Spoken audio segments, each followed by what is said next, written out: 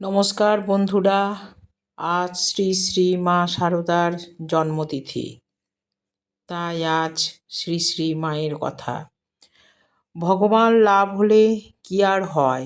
দুটো শিং বেরোয়? না, মন শুদ্ধ হয়। শুদ্ধ মনে জ্ঞান, চৈতন্য, আনন্দ লাভ হয়।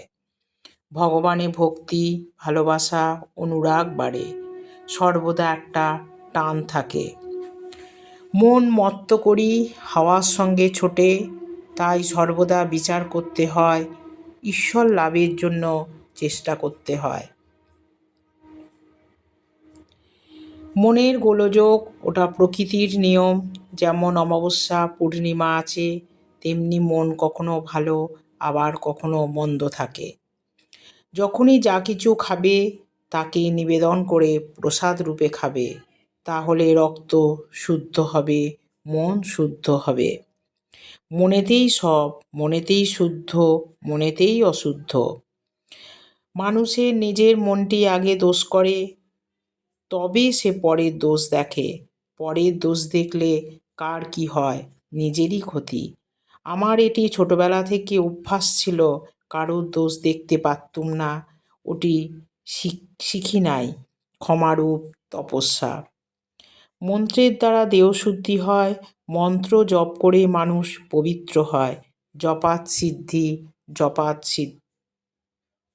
সিদ্ধি। যার অর্থ আছে সে মাপো, অর্থাৎ দান করো। যার নেই সে জপো। রোজ 15-20 হাজার জপ করতে পারে, তাহলে হয়। আমি দেখেছি বাস্তবিক হয়। আগে করুক, তারপর না হয় তখন বলবে। তবে একটু মন দিয়ে করতে হয়। কেউ কিছু করবে না, কেবল বলবে কেন হয় না। ধ্যান জপের একটা নিয়ম সময় থাকা খুব দরকার। সন্ধির সময় তাকে ডাকা উচিত। রাত যাচ্ছে, দিন আসছে, আবার দিন যাচ্ছে, রাত আসছে, এই হলো সন্ধি। এমন সময় মন শান্ত, পবিত্র থাকে। অসুখ হলে বা কাজে ঝঞ্ঝাটে স্মরণ প্রণাম করলেও হয়। জপ তপের দ্বারা কর্মপাশ কেটে যায়, কিন্তু ভগবানকে প্রেম ভক্তি ছাড়া পাওয়া যায় না। জপ তপ কি জানো? ওর দ্বারা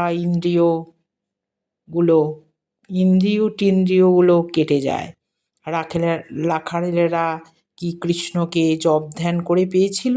না, তারা আয় রে, খা রে, নে রে, এই করে পেয়েছিল। ভগবানকে কে বাঁধতে পেরেছে বলো না? তিনি নিজে ধরা দিয়েছিলেন বলেই তো যশোদা তাকে বাঁধতে পেরেছিল। মানুষকে ভালোবাসলে দুঃখ কষ্ট মনের বাজে খরচ হয়।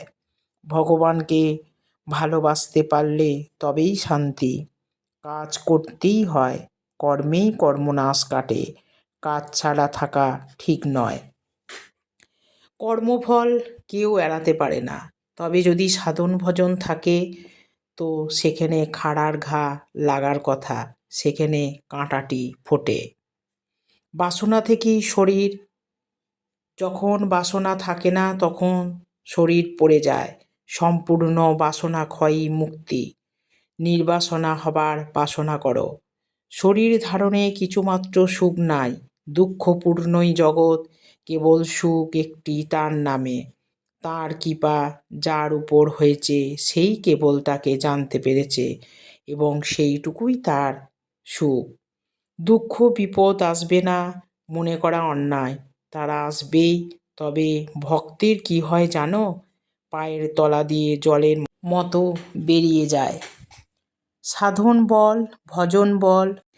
সাধন বলো, ভজন বলো, প্রথম বয়সেই করে নেবে, শেষে কি আর হয়? যা করতে পারো এখন।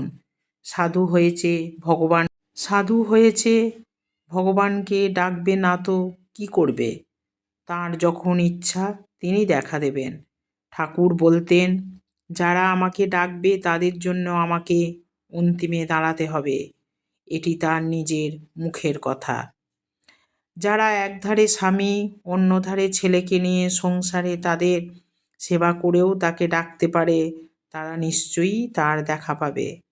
সর্বদা ইষ্ট চিন্তা থাকলে অনিষ্ট আসবে কোথা থেকে? আমার ছেলে যদি ধুলা কাদা মাখে, আমাকেই তো তা ধুয়ে মুছে তাকে কোলে তুলে নিতে হবে। নমস্কার, ভালো থাকবেন, সুস্থ